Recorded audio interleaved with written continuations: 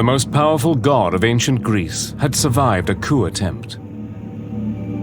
He dealt swift and drastic justice to the conspirators. But he was still full of rage, and it would be mankind that would suffer its full measure.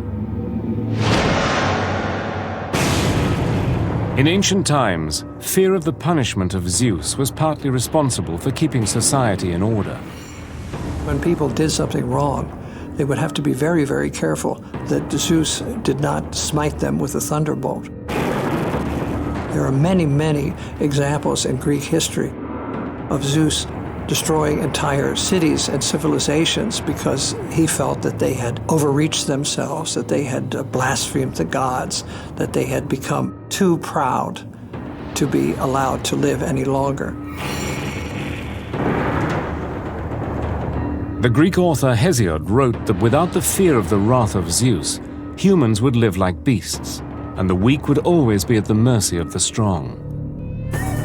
Zeus is the order bringer. Zeus is the bringer of justice and the bringer of civilization. When natural catastrophes occurred in the real world, the Greeks believed they were sent by Zeus to punish evil men.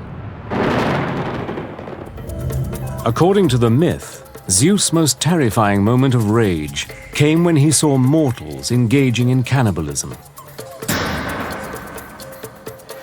Cannibalism was as important as it was in ancient Greek religion because they considered it to be so heinous.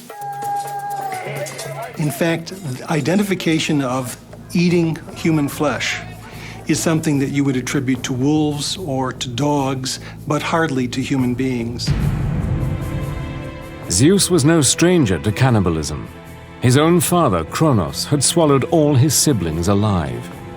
When he was confronted with the sight of mortals doing the same thing, he became incandescent with fury. He vowed to destroy the human race by sending down a catastrophic flood that would engulf the earth entirely.